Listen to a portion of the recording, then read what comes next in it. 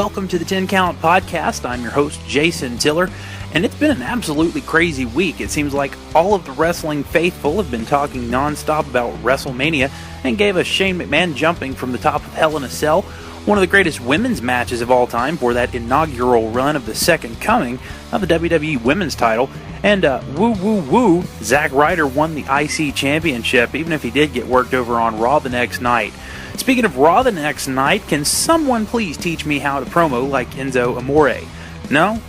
I guess you can't teach that. Speaking of tag teams with great talent, our guest today is one half of the Tri-State Wrestling Tag Team Champions, the Cow Carnival. Patrik Taylor is going to share some cool stories with us and talk a little bit about the injury that's keeping him on the shelf until October. He may have a concussion, but this is a sharp young guy who knows a lot about the heritage of wrestling and puts pride into honoring that heritage, whether it's in his workout routine, studying, and his storytelling. I had a great time sitting down with Patrik, and I look forward to sharing his interview with you. As always, we have to thank Rollick for allowing us to use their song Snorkeling into Oblivion as our opening theme. If you like it, go check out rollick.bandcamp.com. Their album is a free download, and word has it, these guys are working on some new music. You can also support them by giving their Facebook page a like. Remember, if you like today's podcast, share us like crazy, please. 10 Count Podcast is a free podcast with no budget, so the only promotion we get is from shameless self-promotion from me and the support of our listeners. If you have a Facebook page, go give 10 Count Blog a like, and then share the crap out of that page on every wrestling page and every random friend's timeline, even if they don't like wrestling. Without any further fanfare, here is 10 Count Podcast's interview with Cow Carnival's Patrik Taylor. Patrik, how are you today? I'm doing pretty good. How are you? I am doing very well. So let's go ahead and get started. I've got this standard question that I ask everybody first and foremost. How did you get into wrestling? You know, were you a fan at a young age? Who are your heroes? My heroes, the Radicals, Eddie Guerrero, Benoit, Perry Saturn, and Dean Malenko. I got these tickets when on my 16th birthday for a promotion called Main Event Championship Wrestling. They were doing their first show at somewhere in Evansville. I completely forgot the arena. And then went there, and a guy that everybody knows around here, he's been at TSW a couple of times. He's big over at New Focus right now. A guy named Tracy Smothers. And I've always been a big fan, especially Smoky Mountain, everywhere he's been. ECW's what really got me noticed when he was in the FBI. And I went up to his table, and I was like, hey, do you have training? I want to get in this business really, really badly. And he told me he does his training. I think it was a little more up north than where I'm from, and at the time I didn't have a driver's license. So he gave me his number, and he said, give me a call. So I tried from, I was a little nervous at first, so I didn't call him for 3-4 months. And then eventually I was like, screw it, I'm going to do it. So I called him, and he told me, yeah, I don't know how you can drive up there or not. You don't have anybody that can drive you up. But there's this guy at the Coliseum in Evansville that does training named Jamie Dundee. Have you ever heard of him? I said, yeah, I heard of him. Of course I have. Son of Bill Dundee, PG-13, Wolfie D, JC Ice, all that. So he gave me contact with him. I called him as soon as I got off the phone with Tracy. He didn't pick up. I left a voicemail. He called me maybe 1 week later. And it was right when I was like, I don't even know if I'm ever going to do it. Maybe I need to just drive down there or something. And he called me and he told me the price and everything. And I went and did it. For 6 months straight there, it was straight bumps. Straight bumps for 3 hours. Flip bumps, back bumps. And honestly, my bumps sucked. But it helped me build respect for the business. As a child, you watch it, but you don't, in my opinion, a lot of people don't respect it until they get into it. You know what I mean? And from there, he went off and did his own thing. I trained with him a little somewhere else, and then I started training back with the Coliseum with a guy named Guido. I trained with him for maybe a month. Then I took a break. Something happened, personal issues with both of us. From there, I took a 2-3 month break, and it was actually an Easter. We were going to Kentucky, And I was sitting there, I was beating myself up because I'm like, I really want to get back in there. I really want to do this wrestling. So I made a status. I was like, is there anyone in Evansville that does training? And somebody hit me up and told me a guy named Eric McGinnis, who, for all the people that go to Tri-State shows that are going to be listening to this, he's trained people like Will Bray, Zach Hogan, Nick Onan, Kenny Douglas, all of them. And, of course, they've been trained by other people, Sam Knight, of course, and everything else. Which, I started training with him. I was one of his first students there for what they call the Vex Wrestling Academy or something like that. And I started training, and, honestly, I had the whole bunch. I sucked at everybody. But I was wanting to get better. I was there for at least 2 classes a week, trying to get better, and I thank everybody out of all those crew that helped me. I appreciate every single one of them. At the time, I was pushing like 250, no, not even 250, 350. I was big. I was a big boy. And eventually, Eric broke it down to me. He was like, you need to lose weight. I think that's your main issue. You're having ankle issues. You need to lose weight. So I try to look up how to lose weight, everything. Eventually, I start hitting the gym. I was like, I need to do this my own. First thing I did was cardio. I knew I needed to get my cardio up. Did my cardio. I got down to about 200. Started lifting, trying to get bigger. I'm now about 250, and I'm still trying to get down a little bit. So what's it like? How do you stay motivated to get in better shape? Because you look good. Definitely in better shape than I am. How do you stay motivated, and what drives this fire that you have to be the best that you can be? Eventually, going into it just becomes a routine. Get up, eat right, do this, do that. When you first get started, you're like, oh, God, it's 6 in the morning. I just want to go to bed. Which, eventually I started getting on YouTube, listening to motivational speeches. My favorite speech, probably, that I've ever heard was a guy walks up to a guru. He goes up and asks him, how can I be like you? How can I be successful?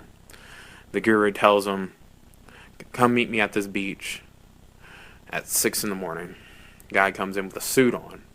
The guru said, I wish you would have wore shorts because we're going to get in this water. The guy looked at him weird, he's like, I want to be successful. I don't want to swim. The guy guru said, I'm the teacher here. Guru brings him into the water about waist high. Guru tells him, come a little closer. Guy's still looking at him weird. He gets about shoulder length. Guy still is like, I don't want to be a lifeguard. I don't want to swim. I want to be successful. Guy grabs him by his head. Guru grabs him by his head, starts drowning him. Drown him until almost he passes out. Pulls him up and says, until you want to breathe until you want to be successful, more than you want to breathe, you'll never be successful. So I've always learned that I got to build myself. I got to try my hardest to be as successful as possible. To be like that guru. To be where I want more succeed. I want to succeed more than I want to breathe. That's what drives me. It drives me to be the best I could be. I see people in the gym, they're huge. I look at Arnold Schwarzenegger, my favorite bodybuilder, Jay Cutler, and I'm like, I want to be like that. I want to be that. I see all them. I look at bodybuilding different than I look at wrestling. Wrestling, they got the big bodies. They got, people like Batista and Braun Strowman and everything. They're big. They're wrestlers. But I look at bodybuilders, and of course they got there on their own. But bodybuilders, they built themselves there. They might have get a little help from, pins and needles, but that's a different topic at a different time. But, they built themselves. No one built them. And I want to be that. I want to be like, I did this. You know what I mean? Absolutely. And how does that drive that you have to stay in shape and to build yourself up, how does that drive what you do in the ring for TSW and for the other promotions that you work for? I've always had this belief ever since I started losing weight, and I wish I believed it when I first got in the ring. And, I told you this earlier. If you want to be a wrestler, look like a wrestler.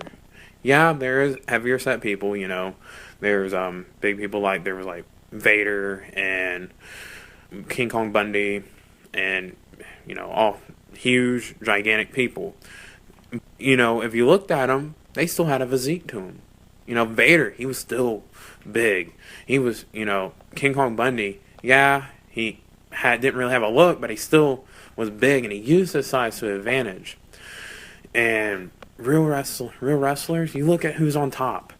Cena, Hogan, all these people, they were big, they were muscular, and if you want to be the top at your game, in my opinion, you got to look like one. You got to look like you're going to be at the top of the game. You got to be there for the kids. You got to be there for the women. Everything else, the men, the men want to be you, like Sable, the opposite of what Sable was. The women want you, the men want to be you.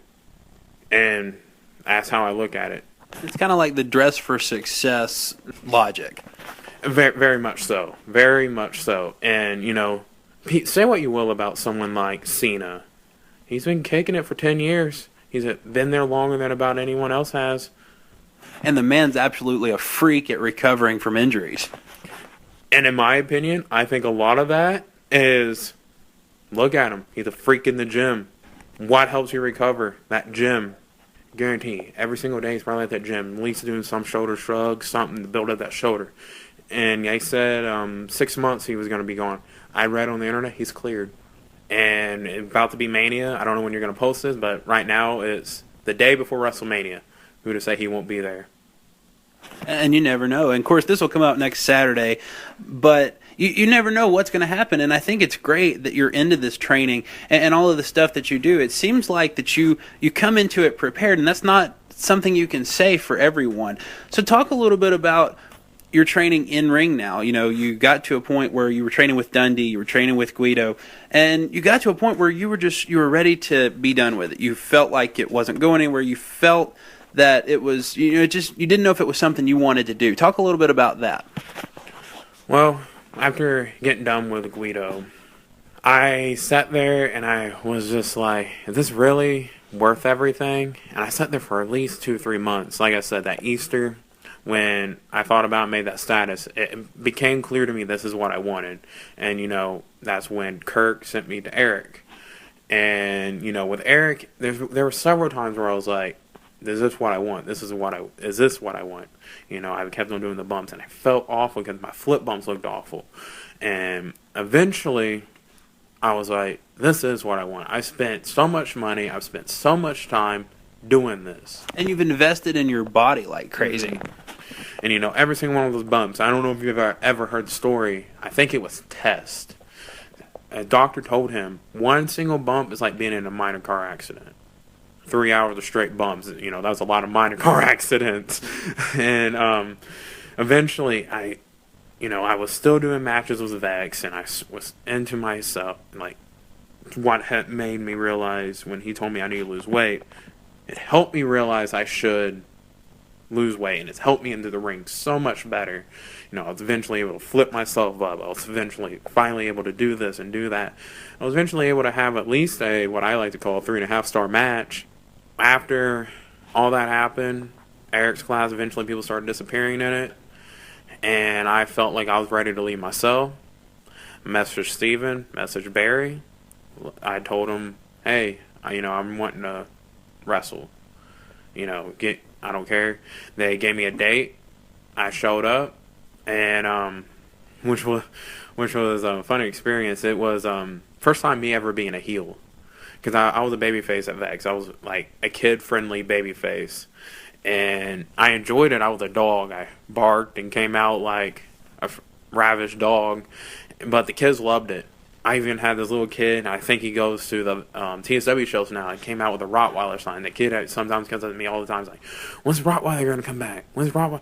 And I enjoyed that so much. But I wanted to be a heel. Because I felt like I'm better at it. I'm better at being a bad guy than I am a good guy. I'm a better storyteller being a bad guy than a good guy. And that's what wrestling is storytelling.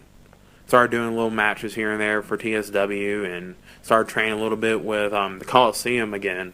They had taken over Alistair Fear and Jimmy Felcher, Juicy Jimmy. And Alistair, he's now retired and everything. He's a hell of a worker. He's great at what he did. And no matter if you only thought of him as a hardcore worker, he was good no matter what he did. He was good in the ring. He was a good technician. Jimmy, same way. Great wrestler. For his size, I don't want to say how much he weighs for respect reasons, but he's a big boy. And, for his size, he can move. Which is probably, he's told me one time he's been doing it about 15, 16 years. And for somebody that big and doing it for that long, hella respect to him for him. And, I was telling you earlier, go ahead and give a shout out if I can.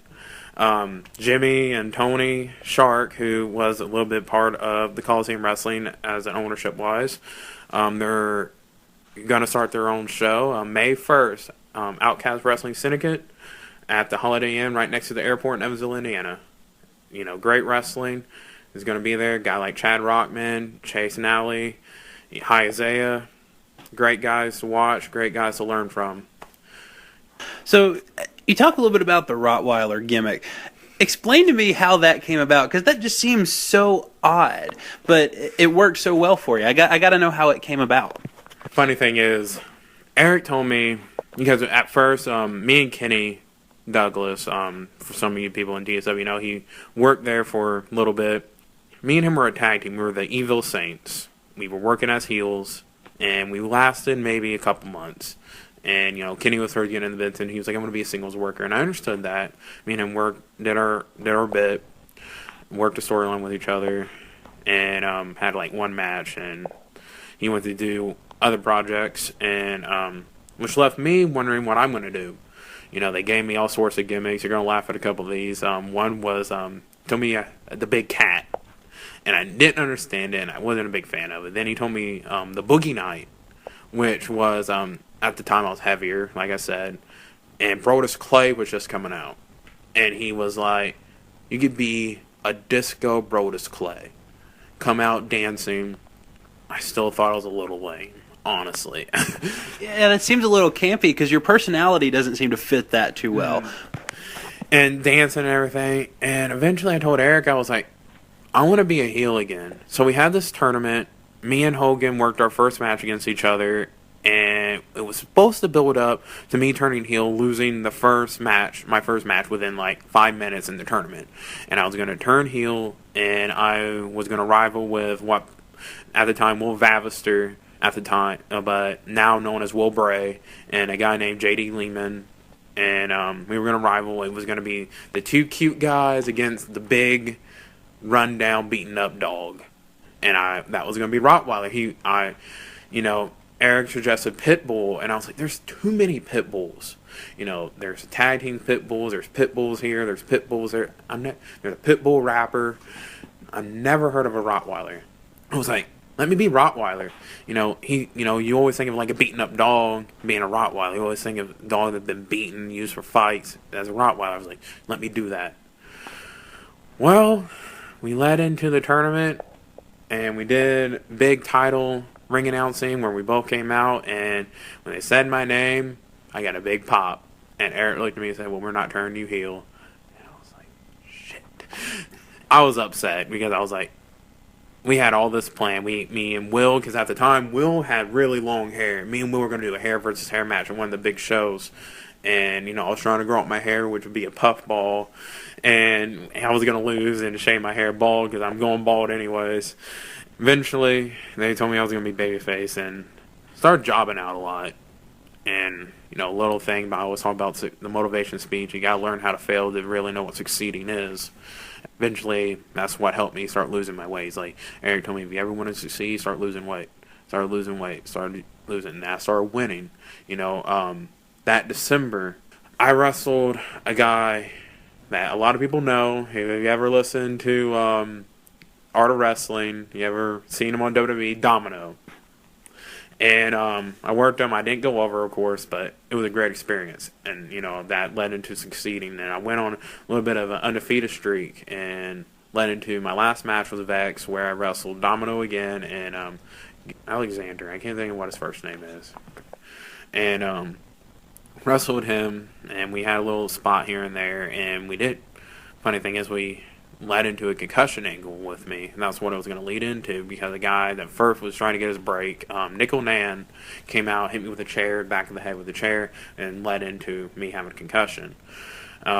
they were trying to push the sad sympathy story because at the time it was when Daniel Bryan first won his world title for WrestleMania, and they were going to push that on me because I'm a little short guy like him and got over like he did on a smaller scale. Nothing major like he did. Then I just eventually was like, everybody's leaving. There's nobody here because we were trying to think of the storyline. We couldn't think of anybody to do the storyline with. I'm like, everybody's leaving. Maybe I should just start ventured out. And that what led me into what I told before with the Coliseum and not Vex, TSW, and I worked a couple times in Memphis, Tennessee, which I really enjoyed. Great experience down there. Fans are rabid in Memphis because there's such a history of wrestling there. Yes, and I was a heel there. Almost caused a few riots. It was great. Because the thing is, when I think of Tennessee, I think of hillbillies. So I was gonna get heat by calling them all hillbillies and everything. I went to the crowd, everybody there was black, and I realized how ghetto Memphis, Tennessee really was, and I was like, crap. So I just shot from the hip trying to get my heat, which, the second time there was great. I worked a guy named DJ Brown. He was a great guy, kind of on a smaller scale, and I was I was a little powerhouse at the time, and worked a couple of tag matches with them. They had a great setup there. I guess I'll give them a little shout out too. If you're ever down in Memphis, Tennessee, go check out my buddy Sean X. He's starting his little crew there, the Renegades, promoter, Soul Taker, RSWF. Go check it out. Great show. Absolutely. Talk a little bit about the fall of Vex and some of the things that you did after that. I know a lot of guys from Vex came over to TSW at that point. So where did you fit in all of that? In the fall of Vex, I had a little conversation with Eric before, and he considered me the AJ Styles of Vex. I was there for the whole get-to-go for it. I was there until the day they closed. And I was kind of, I think, lack of a better term, with the nail that closed the coffin. Because my stepdad carried the ring. My stepdad had the trailer, and my mom helped with concessions. She made cookies, everything. We pretty well ran Vex without running Vex. And eventually when I realized that everyone was gone and it was time for me to pack my bag and leave, and realize that everyone thought, I didn't think it personally, but everyone thought he was just using them for the money, and that was it. I thought he had a bigger picture and plan, and, he said he did. Who to say he did or didn't? When everyone left, I was like, well, I guess it's time to close that coffin. And I told him, I was like, I'm sorry, but I'm not going to take any more bookings for you. And took off and went for what I wanted to do. So what happened from there? How did you get involved with TSW? Were you involved at TSW at this point? And kind of talk about the development of the Cow Carnival, because I love the tag team, and you and Blaine work so well together. Talk a little bit about that development and where you guys came from, from the fall of Vex up to now. Blaine was there for a couple shows for Vex, and that's how I met him. He was there for my very first match. He almost broke his neck that night. Me and him talked every once in a while through there, and when I started going to TSW, I saw him every once in a while, and I didn't know where to do for my gimmick because I got tired of barking and being that dog, and so I started doing little matches for TSW, not little first, second match, and they wanted to push me, they weren't to put the rocket on me. I was trying to think of a good gimmick because I'm a very gimmick-based person. Ever since Rottweiler, I was like, gimmicks get over. And I'm like, I'm a heel here. What can I do? And I looked down. I had this thin out body, everything. I'm starting to wear trunks. I'm starting to tan. I'm starting to look good. I was like, what a great way to get heel heat. Do what Rick Rude did. So I decided to be Rick Rude and Val Venus and Robbie E. put together. First I became Sin City Patrick Taylor with my manager, Vice City, Jarrett Scholes, and we were from Vegas, and I was pretty well, lack of a better term, a male stripper. And try to get heat and try to do whatever I can, and start teaming up with a guy. We tagged a couple matches. A guy named Brandon Kohlmeyer. He's there every once in a while. After he quit showing up for a little bit because of work took over, understandable. They wanted me to be in a rivalry with a guy named Matt Diamond, and me and Matt worked a couple times. We both brawled and freaking did what we did. Had about a 4 or 5 month program with him, led into me winning the U.S. belt, closed out with me turning baby, breaking away from Barry and Jarrett, because Jarrett needed to handle other business. I wanted to be a baby, and it turned me baby. I came and did my work with, worked a couple times as a baby face. My first night actually being baby, I met Jade. I just got done being out of a long-term relationship. Was telling somebody was wanting to tell one of her friends that's there all the time what actually happened because she asked me. Well, I ended up telling Jade what happened. Jade told her that I was cute. And Matt knew her. I told Matt asked her what her name was. I added her on Facebook. We started talking from there, and we're still together at that point. And we met through there, and when I left for a little bit for Vex, left TSW for a little bit, started doing my own little thing, and then came back, and Jade wanted to get into it. Jade was always a big wrestling fan, and I think that was one thing that made us really connect, is she loved wrestling just as much as I did. And I told her, I was like, be my valet, I'll show you the basics, I'll show you chain wrestling and everything else. She became my valet from that point, and Blaine started showing up more. And Blaine he had his valet, Nikki Rose, Charlie, whatever anybody wants to call her. Which Jade and Charlie were good friends. They wanted to do something together. I looked at Blaine and I said, me and you just worked a little match together. Why don't we start a program? Well, we started working. We had a program where we had an angle where he hit Jade and led into a street fight. Might have not landed into a mixed tag. I don't think it was a street fight. All I remember is in the beginning we brawled all around the arena side, and eventually got him in the ring. And Jade got the pinfall on Charlie. And next show, I kind of messaged Blaine. I was like, I don't want this to be over with. This is the most fun I've ever had in an angle, and I think he felt the same way. He asked me, did I ever feel like turning heel? And I was like, yeah, definitely. I've been wanting to for the longest time. I had talked to Barry about it. Barry was cool with it. That next night, it was in that next show, not next night. It was in Monroe City, and it was Watts versus Blaine, semi-main event. It was a night where they had glitters, candy corn, all sorts of funny gimmicks involved.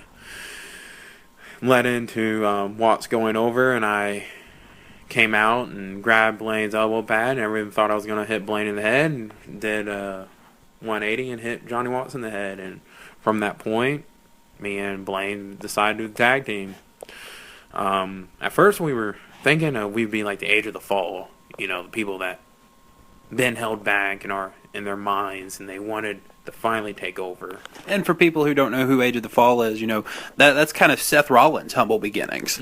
It was when Rollins began. Jimmy Jacobs took him aside. Same way Blaine helped me, Jimmy Jacobs helped Seth Rollins, or at the time Tyler Black. If you ever have the time, get online, get on YouTube, ROH 2007. There's some footage for you. And then eventually we started working more and more as a team. We won the tag belts our first night as a team. And we started thinking, because we started doing it at other promotions. We did it at New Way Pro. We did a few Coliseum shows. And we started thinking to ourselves, we're not really an Age of the Fall. We're more of a carnival thing. I'm the strong man. He's a freak. And we did it from there. And Blaine decided that he was going to cut out talking. He was just going to be delirious and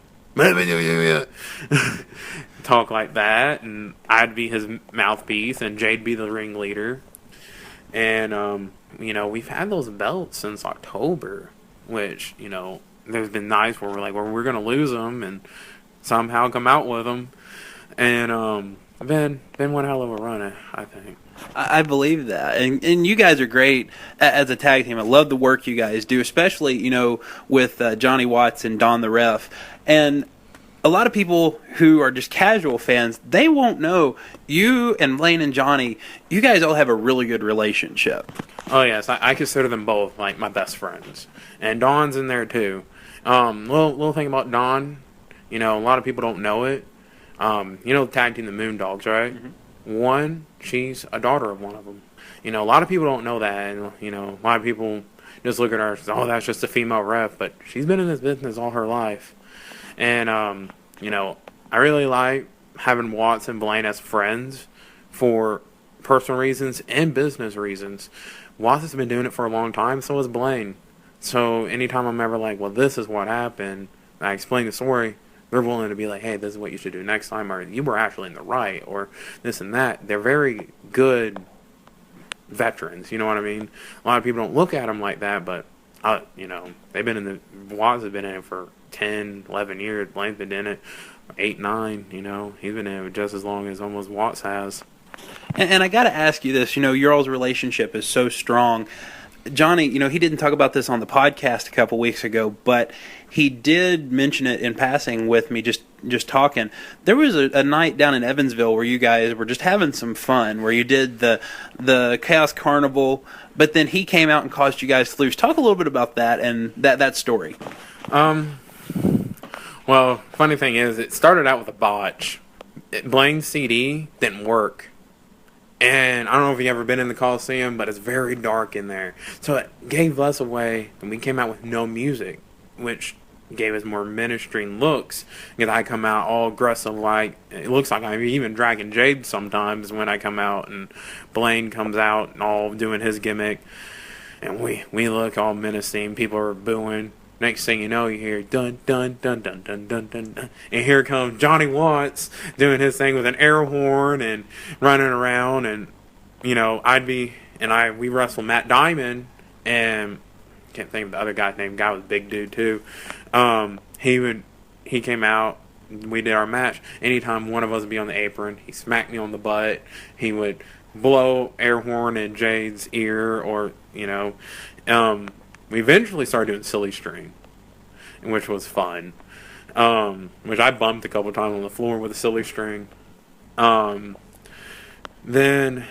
Johnny Watts, eventually we were going into the finish, and Blaine was going to take a choke slam from the big dude, and I took a shot from the side. I was like, I'm going to go chase Watts and see what's going to happen. We ran all through the crowd. He crawled under the railing they had, and I'm a big guy, and I'm like, oh, I don't know how to get through. Being the big dumb juice head, and Blaine got pinned, and it was a fun night that night. And I believe that, and that just goes to say, what goes on in the ring isn't necessarily what happens behind the scenes. And you seem to be a really big story guy. You have a lot of ideas about good stories. You and I sat here before we started the interview, and we talked about some of the things some of the plans you have for the future, and there's a lot of great stuff going on. Talk a little bit about it seems like your mind works in a story mode. Yeah, like I've said before, I think I've said it even on here, wrestling is a story. You look at it, what got over with Liz and Macho Man, the story between them two. What got over with Andre and Hogan in WrestleMania 3, the match sucked. I'm going to flat out say it, if you turn down the sound, match sucked. But you look at the story, Andre the Giant, undefeated for 17 years, Hulk Hogan, this big, powerful man, he's never been able to be stopped. It's all been a story with them. How can he body slam Andre? Finally got him up for it. Even in the first matchup, you think about the very first instinct, when Hogan first picked up Andre, fell down. 1, 2, looked like he hit 3, but Hogan kicked out. There was the story there, and that story built on to the Saturday night's main event, which I think Watts was talking about earlier, being his first match he's ever watched. And Andre went over and sold the belt to $1 Million Man. They said they couldn't do it. They stripped him from the belt, and they had that tournament, WrestleMania 4, built into the storyline between Macho Man and Hogan with lids.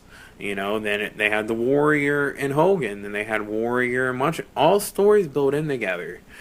I look at it as a match can suck, but if it has a good story, there's a reason why that match, the crowd got over with it. I like Ring of Honor. I like New Japan. I like all of them. They're not story-based companies. I grew up watching the WWE like everybody else. They were a story between every match they've done. Not here lately, but the older days where I watched and learned from, there's a story between every match. Even the little matches. Savage and Steamboat. You think of their story.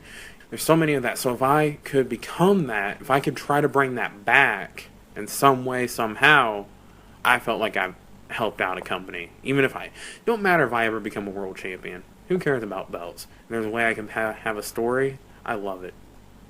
Absolutely. And one of the cool things sitting here talking to you that I've noticed, you're only 23 years old, but you know so much about the older days of wrestling, back in the 80s. The Macho Mans, the Ricky the Dragon Steamboats, all the stories. I mean, you sit here and rattle them off. These are things I would have to look up, and it's very impressive.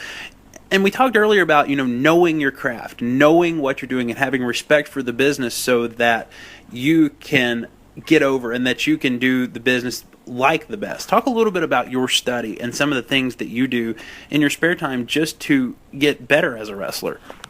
I love podcasts.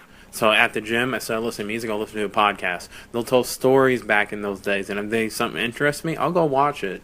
I'll go learn from it. I'll go study it. And, that's what WWE Network's great to have. Stuff that I wish, whenever I was a kid, I'd always Raw from 1996. Some of the episodes won't be there. Now all of them are there. All the pay-per-views are there. I was a very, very big DVD VHS collector. A couple of my friends, a guy named David and Kenny, they bring their friends to my house. They would come and I would have a bookshelf that's from the floor almost to about right here. And it would be all filled. There was 5 shelves filled with nothing but wrestling. And for those who can't see, right here is the top of my computer desk.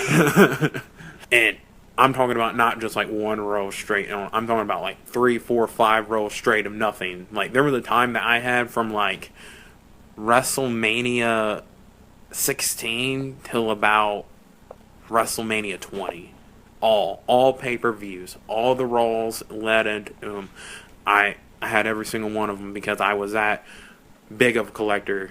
And a lot of it, I've dealt with personal issues and everything. And wrestling was, everyone has their escape.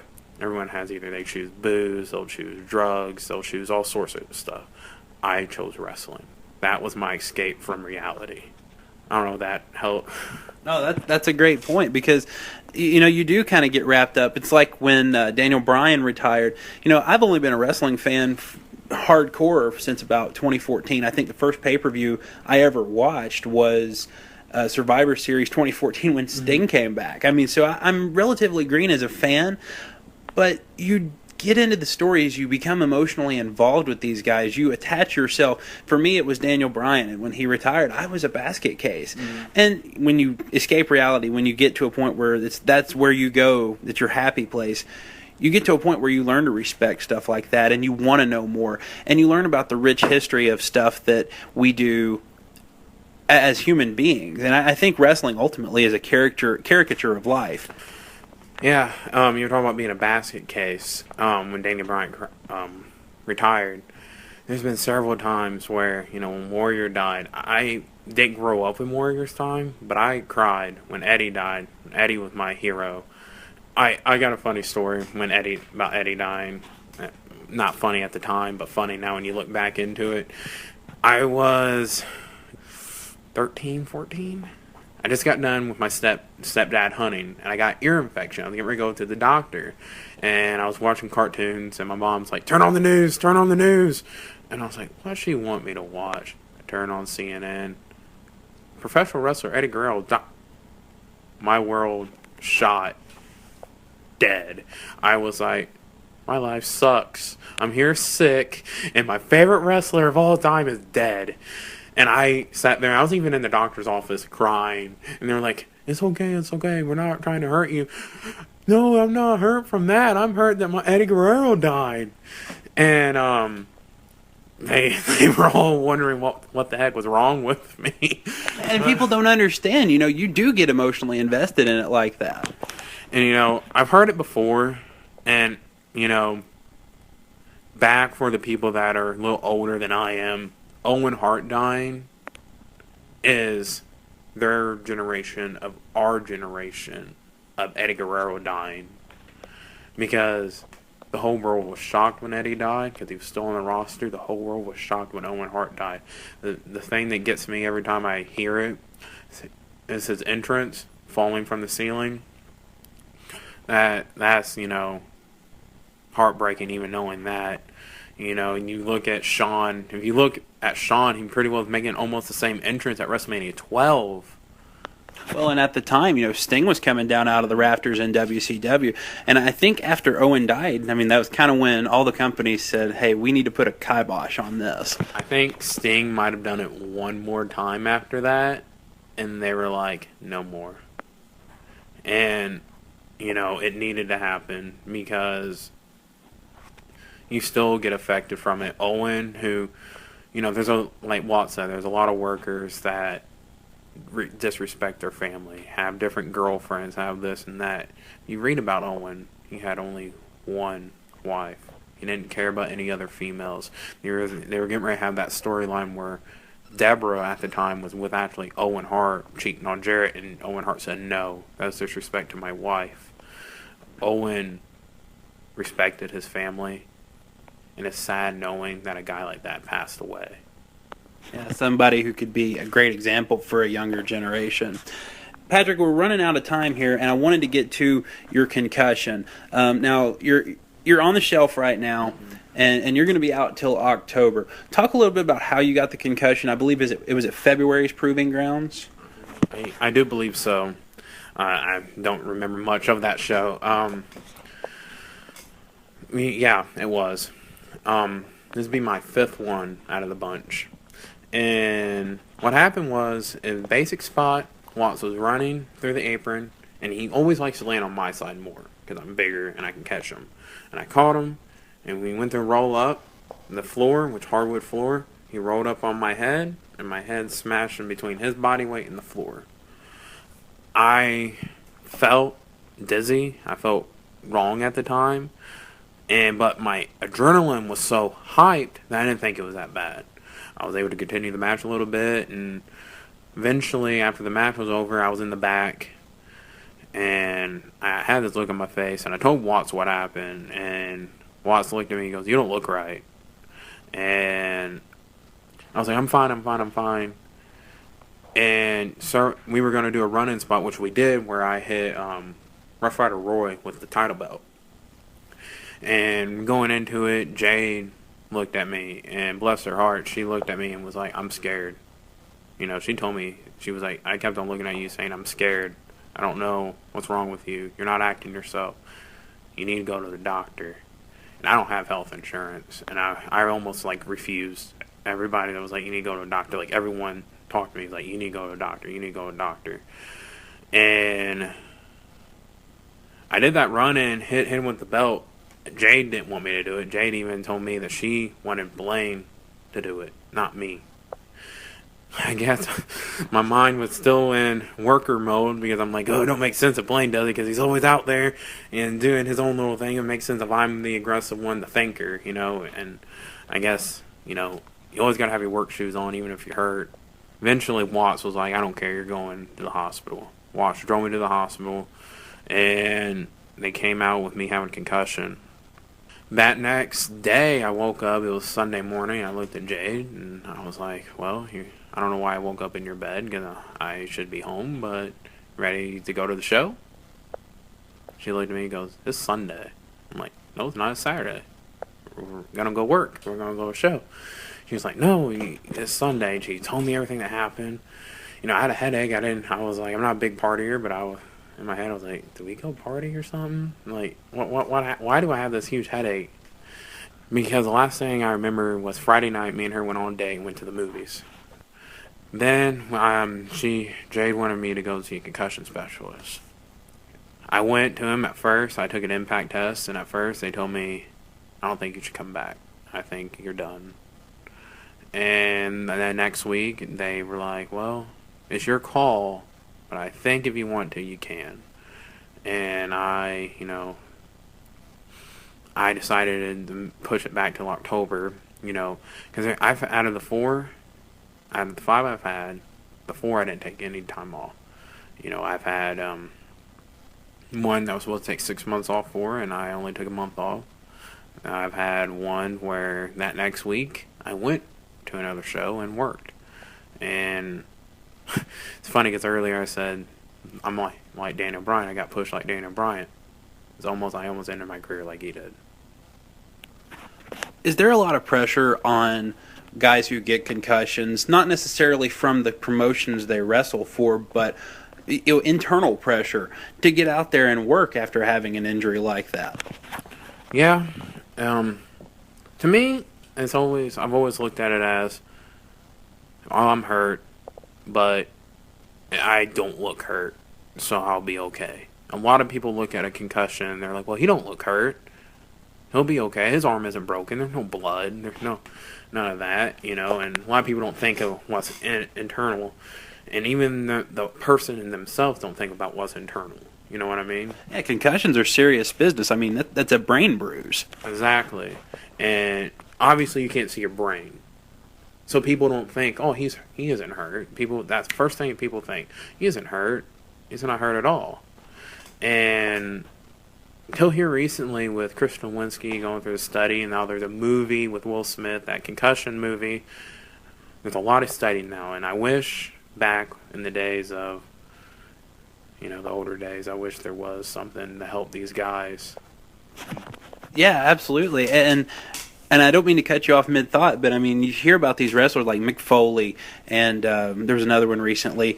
I believe it was Terry Funk. I'm not sure, but they're donating their brains to CTE research, and the NFL has had issues with concussions, and Junior Seau comes to mind. He shot himself in the chest specifically so that they could examine his brain, and he came back with CTE, and like you said, there's not been a whole lot of study about it until recently when people started realizing how serious this kind of stuff was. And, for somebody like you who's had 5 concussions, I can't imagine. A lot of people, I'm 23, about to be 23, I'm young, and a lot of people look at him like 5 concussions and 23, well, you need to get out. And I'm just like, no, I don't want to. And I'm very pressured into going back. I'm really pressuring myself. No one else is pressuring me. Jay's even like, oh, you say you're going to come back in October. Let's make it November. Let's make it, she's want me to take a break more for my own health risk. And it's very touching and everything. And, I look at it, you were talking about the guy who killed himself, shot himself in the chest, and Mick Foley, Mick Foley even said every year he signs that contract for them to examine his brain. And, if I had the money, I'd do it too, because, people, they're the guy, John Wayne Murdoch, just got out of the business just the same reason Daniel Bryan has. He was a great worker. He was a hardcore worker. A lot of the hardcore workers, I guarantee every single night they have head injuries. And that's one reason why I respect them, but at the same time, I'm just like, man, you need to slow the row, And obviously, I'm still a little green boy out of the bunch, and I just can't be like, slow your row and not get my butt beat. But at the same time, it's a serious health reason now. It's very serious, and I look more and more about it every single time I can. I've already dealt with depression as much as I do, and knowing the fact that concussions could lead into suicidal tendencies and everything else, guarantee if I get another one, I'm probably going to step away. It's one of those things you have to be very educated about. So, Patrik, we are out of time. How can people support you? I got a Facebook. I have me on Facebook, Patrik Taylor. I don't really have a Twitter. Got Instagram, I think it's Patrik Taylor 12, and it's Patrik, LC. And if you want to add me on, follow me on Instagram or add me on Facebook, go right ahead. I usually sub to everybody. So.